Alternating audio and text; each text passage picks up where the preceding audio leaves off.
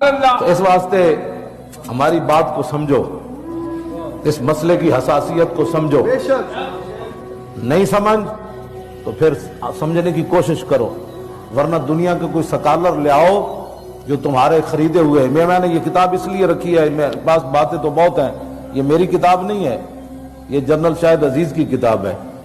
اس نے پھر اس کے اندر لکھا، افسوس یہی مجھے آتا ہے کہ جب یہ سیٹوں پر ہوتے ہیں نہ کبھی ان کو دین یاد آیا، نہ کبھی غیرت یاد آئی، نہ امت کا فکر یاد آیا۔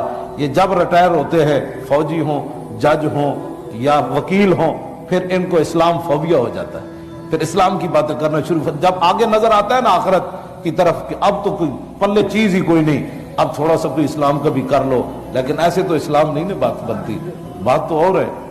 اور یہ میں اس لیے کر رہا ہوں بات کہ بہت سارے ان سے ڈالر کھانے والے اور ان سے مال کھانے والے مولوی اور پیر، جنہوں نے اپنی خانقاہیں بچائیں، اپنے مدرسے بچائے، اپنی مسجدیں ان مولویوں نے بچائیں کہ مجھے کئی مسجد سے نہ نکال لیا جائے یا میرے خلاف کوئی پرچہ نہ ہو جائے۔ اور میں پڑھ کے اس واسطے سنا رہا کہ جو کچھ مناظرن اے پہلے 2006 وچ ایک سارا کچھ ہو چکیا ہے۔ ہن ذرا سنو پرویز مشرف دے دور وچ کی ہویا 2006 وچ جدو ایتھے آیا۔ میری ریٹائرمنٹ کے بعد مارچ 2006 میں جن دنوں نیب میں میں تھا، امریکہ کے صدر حضرت جو کچھ ہو لکھا میں پڑھ رہا، حضرت جارج بش اسلام آباد تشریف لائے۔ رات کو پریزیڈنٹ ہاؤس میں کھانا ہوا اور ایک ثقافتی پروگرام پیش کیا گیا۔ پروگرام میں پاکستان کی تہذیب پر ایک نگاہ ڈالی گئی کہ ہماری تہذیب پر تاریخ کے کیا اثرات رہے۔ پہلی تصویر ہمارے معاشرے کی منجو دھاڑوں کے ادوار کی پیش کی گئی، بھی ہم یہاں سے شروع ہوئے، منجو دھاڑوں سے۔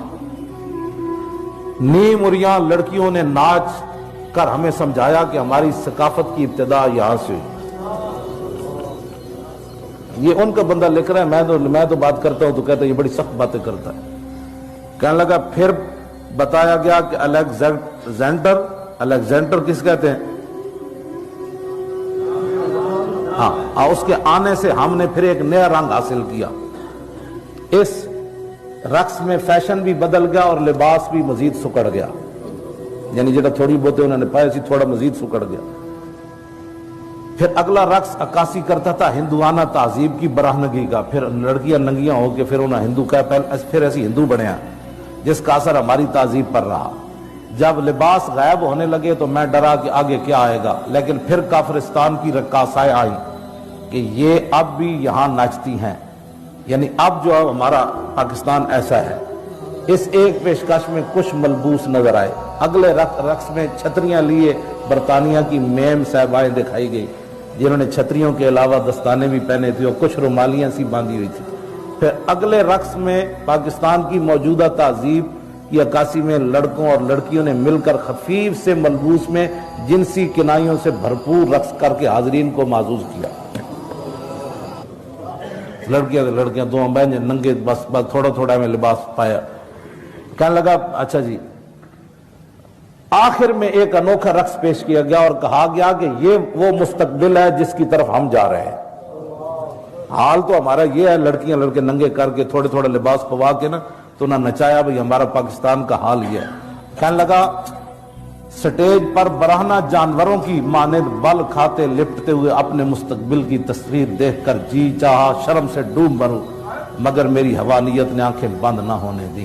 کہنے لگا بالکل ننگیاں لڑکیاں کر کے پھر انہوں نے نچائیاں، پھر کیا کہ یہ پاکستان کا مستقبل ہے جس کی طرف ہم جا رہے ہیں۔ پھر آخر تے کہتا ہے بچپن میں سنا تھا کہ یہاں کبھی محمد بن قاسم بھی آیا تھا اور بہت سے بزرگان دین بھی، لیکن شاید ان کا کوئی اثر باقی نہ رہا۔ یہ ہے جی گھر کی گواہی۔ اتنے جڑے حکومتی مخبر بیٹھے نا وہ آج تو بہت سارے آئے ہونے، ان کا حق بھی بنتا ہے، جو جس کا کھاتا ہے اس کا گاتا ہے، ان کی مخبریاں کریں، ان کا حق بنتا ہے۔ تنخواہ جو لیتے ہیں، ہاں جی تم تنخواہ لیتے ہو تو ہم بھی تو لیتے ہیں، تمہاری کوئی مجبوریاں ہیں تو ہم تو اور بات ہے، تم مجبوریوں سے کرتے ہو، ہم خوشی خوشی کرتے ہیں۔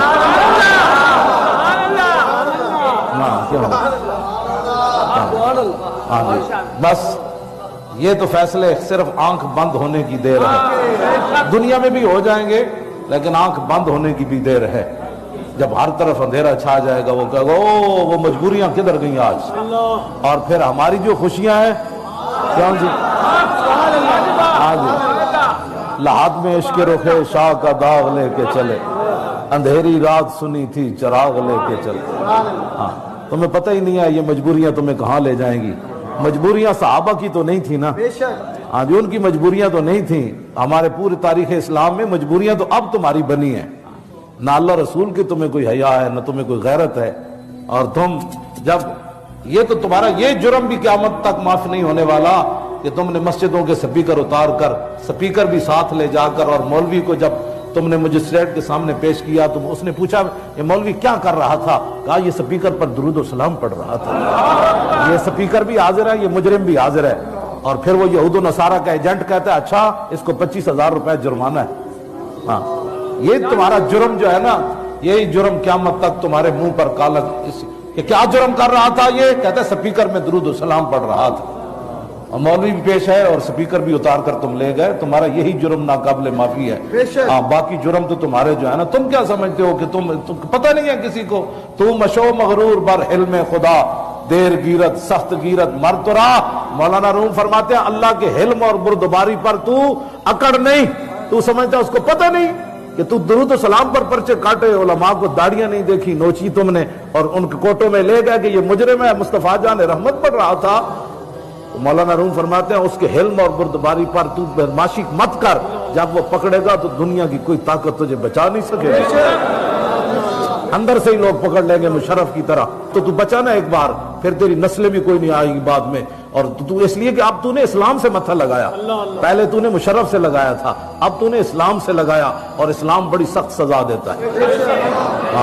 ہاں اسلام بڑی سخت سزا دیتا ہے۔ میرا ایک ہی سوال ہے جو یہاں بیٹھے ہیں حکومتی مخبر، کیا تم نے کبھی گستاخ رسول کے لیے بھی اتنا بڑا اہتمام کیا پکڑنے کے لیے؟ ایک سوال ہے، تم جواب دے دو، تمہارے بڑے جواب دے دیں، قیامت تک اس کا جواب دے دیں۔ کیا تم نے ہزاروں فورسیں کبھی گستاخ رسول کو پکڑنے کے لیے، اس کا گھر تلاش کرنے کے لیے گئے ہو کبھی؟ کیا مجبوری ہے تمہاری وہ ہمیں بتاؤ۔ 10 20 25 ہزار کی خاطر ایمان بیچ رہے ہو تم، تو 30,000 کی خاطر ایمان بیچتے ہو نا۔ اب ذرا صحابی رسول کا سنو وہ کیا کہتے ہیں۔ حضرت عبداللہ بن حذافہ سامی، آپ کو رومی بادشاہ نے گرفتار کر لیا، اور گرفتار کرنے کے بعد وہ کہنے لگا کہ حل لک ان تتنصر و اوتیک نصف ملکی، انہوں نے کہا تو نصرانی ہو جا تو آدھا ملک میں تجھے دینے کے لیے تیار ہوں، مذہب اپنا چھوڑ دے عیسائی۔ تو صحابی رسول نے یہ نہیں کہا کہ سوچتے ہیں کوئی مجبوریاں بھی ہوتی ہیں، قال لو آتیتنی جمیع ما تملک و جمیع ما تملک و جمیع ملک العرب۔ آپ نے فرمایا جیڑا تیرے کو جائے وہ بھی دے دے، اور جیڑا ہے وہ بھی دے دے، سارا عرب دے دے، سارا عرب دی بادشاہی بھی دے دے، تو پھر تو کی سمجھنا میں کون ہاں؟ ما رجعت عن دین محمد طرفت عین۔ آپ نے فرمایا کہ سارا کچھ کائنات کا دے دینا، تو یہ تیرے سامنے جو صحابی رسول کھڑے عبداللہ بن حذافہ، فرمایا سن میری بات، میں آنکھ جھپکنے کی دیر بھی اپنے نبی سے بے وفائی نہیں کرتا۔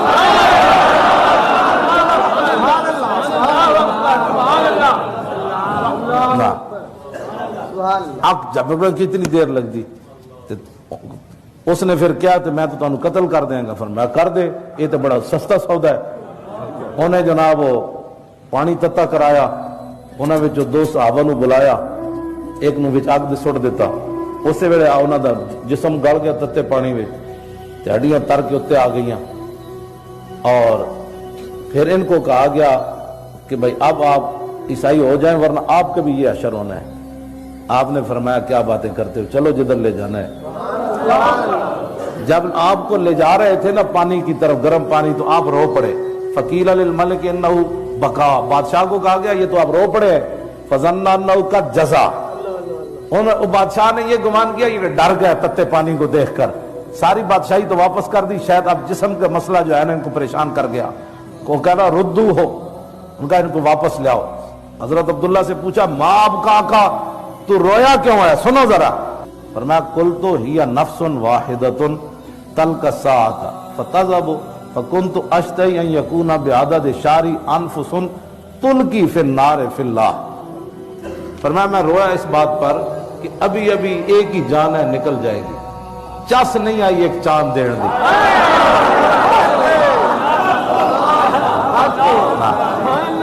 ایک جان دین دی میں چس نہیں آنی. ہاں میں رویا اس لیے کاش کہ میرے جسم پر جتنے بال ہیں ان کی تعداد کے برابر میری جانیں ہوتی تو پھر کوئی چس آتی اللہ کے راستے میں.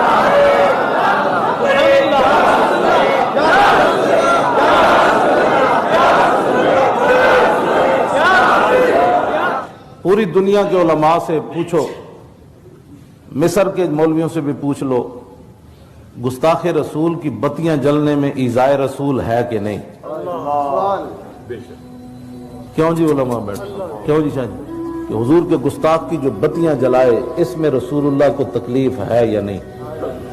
تو جب ایذائے رسول ہے اور جو ایذا رسول اللہ کو دینے کے لیے جا رہے ہیں تم ان کے ساتھ کھڑے ہو، اور جو رسول اللہ کو ایذا پہنچانا چاہتے ہیں ان کے راستے میں جو دیوار بن رہے ہیں ان کو تم گرفتار کر رہے ہو، تم بتاؤ تم کدھر کھڑے ہو؟ اللہ نے تو اس بات کو صحابہ صرف کھانا کھا کر حضور کے گھر بیٹھے اور باتیں کی، باتیں صحابہ نے چگلیاں تو نہیں کی، وہاں حضور کی شان ہی بیان کی، لیکن حضور ایک بار اندر گئے گھر میں پھر باہر نکلے کہ بھئی ابھی یہ گئے نہیں.